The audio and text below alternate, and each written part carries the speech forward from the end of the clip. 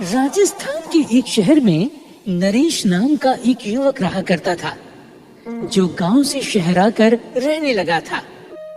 उसकी सरकारी नौकरी नई नई लगी थी। वो अपनी पत्नी रचना के साथ बड़ी प्रेम से रहा करता था। पति पत्नी दोनों ही खाटू वाले श्याम के परम भक्त थे। शादी को 5 साल बीत गए थे, लेकिन उनके कोई संतान नहीं थी। वो हर साल खाटू धाम श्याम प्रभु के दर्शन करने जाते और प्रभु से संतान प्राप्ति का आशीर्वाद मांगते। प्रभु के आशीर्वाद से उनके घर एक बेटे का जन्म हुआ। उन्होंने श्याम प्रभु को वचन दिया कि जब उनका बेटा 3 साल का हो जाएगा तो वो बच्चे का मुंडन संस्कार आपके धाम पर ही करवाएंगे। 3 साल जब पूरे हुए तो पत्नी रचना ने कहा, अजी सुनते हो, हमारा बेटा 3 साल का हो गया है। हमने श्याम प्रभु से मन्नत मांगी थी, हम फागुन के मेले में आएंगे और बेटे का मुंडन करवाएंगे। हाँ, ठीक कहा तुमने। चलो तुम तैयारी करो, हम कल ही खाटू धाम जाएंगे। रचना श्याम प्रभु के धाम जाने की तैयारी करने में व्यस्त थी। खुशी खुशी वो सारा सामान बांध रही थी कि तभी बच्चे की चीखने की आवाज उसे सुनाई दी। रचना फौरन बाहर की तरफ भागी। बाहर जाकर देखा तो बच्चा खून से लथपथ जमीन पर पड़ा हुआ था।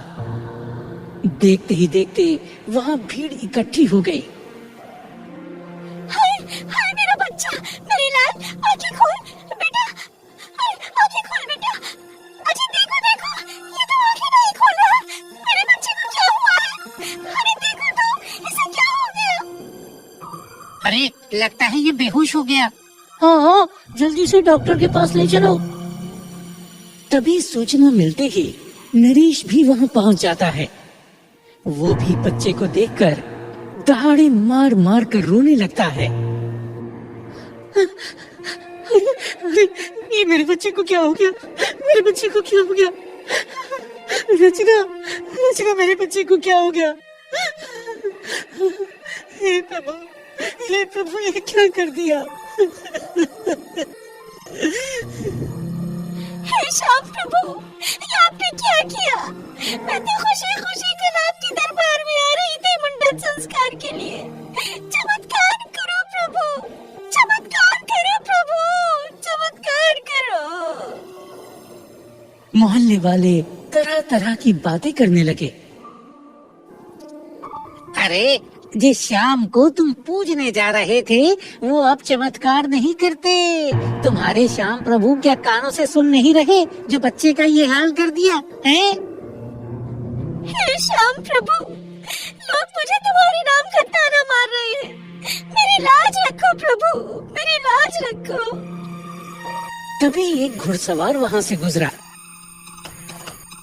भीड़ देखकर वहाँ पर रुक गया और बोला, क्या हुआ भाई?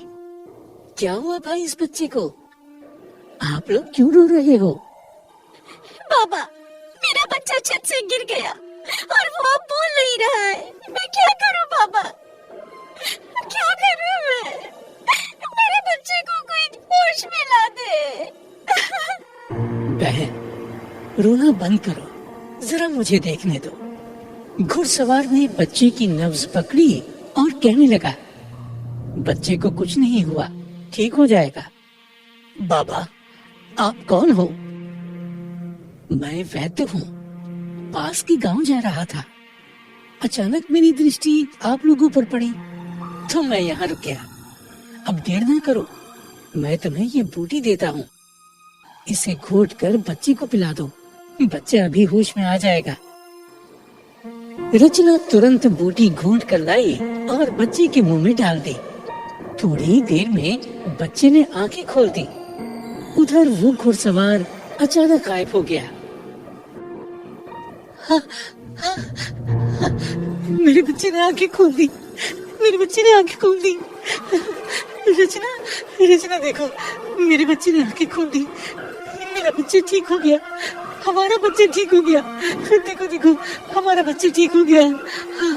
अरे वाह, धन्य हो प्रभु, धन्य हो महाराज। अरे वो घोड़े वाले बाबा कहाँ गए? अभी तो यही थे। अचानक वो बाबा कहाँ ओझल हो गए? तभी भीड़ में से एक बूढ़ा आदमी बोला, लगता है तुम जैसे श्याम बाबा का ध्यान करती हो ना बेटी, कहीं वो वही तो नहीं थे? हे श्याम प्रभु, आप हमारे द्वार पर पधारे और हम आपको पहचान नहीं पाए। देखा आप सभी लोगों ने मेरे श्याम प्रभु का चमत्कार, कितने सच्चे हैं मेरे श्याम प्रभु। सुनो रचना, अब जल्दी से तुम खाटू धाम जाने की तैयारी करो। हाँ, मैंने सारी तैयारी कर ली है, गाड़ी का इंतजाम तो करो। हाँ हाँ ठीक है, मैं जाता हूँ।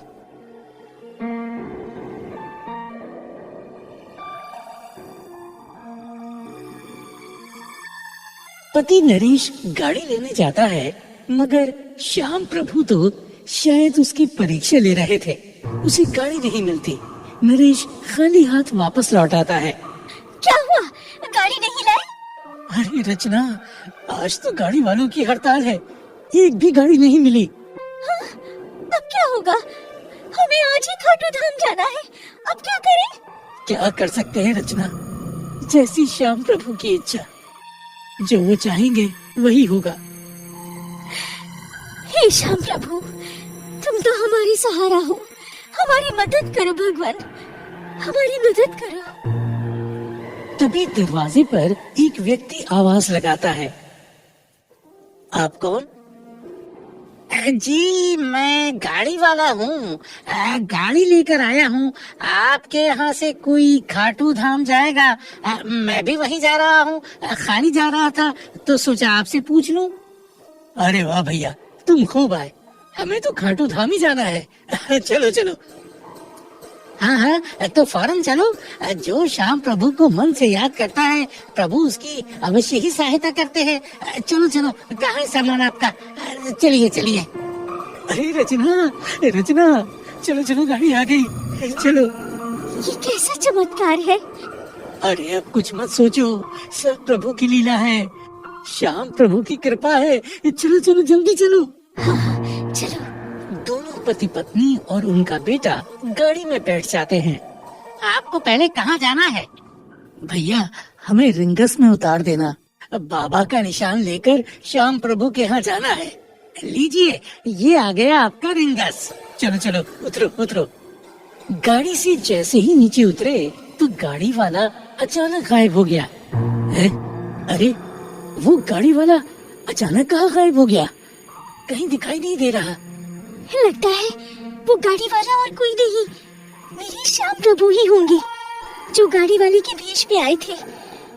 बार बार श्याम प्रभु हमारे सम्मुख आते हैं, दुर्भाग्य से हम उन्हें पहचान नहीं पाते। धन्य हो प्रभु, आप अपने भक्तों का सदा ही ध्यान रखते हैं। नरेश और उसकी पत्नी रचना निशान लेकर बाबा के मंदिर की यात्रा प्रारंभ करते हैं। बाबा के मंदिर जयकारे लगाते हुए पहुंच जाते हैं। श्रद्धा से बाबा को निशान चढ़ाते हैं। केसरिया झंडों की शोभा बहुत प्यारी लग रही थी। रचना, बच्चे का मुंडन तो हो गया, अब चलो बाबा को माखन मिश्रित चूरमा का भोग लगाकर उनका शुक्रिया अदा करते हैं। हे श्याम बाबा, जितनी आपकी कृपा का बखान करूं उतना ही कम है। आपने मेरी बेटी के प्राण बचाए, आप ही गाड़ी चलाकर हमें अपने धाम पर लेकर आए, लेकिन हम आपको पहचान नहीं पाए। आपके हम सदा ही आभारी रहेंगे। हे प्रभु, आपकी कृपा से मुझे शहर में नौकरी मिली, मेरे परिवार को खुशहाली दी आपने, मैं आपका सदा ऋणी रहूंगा।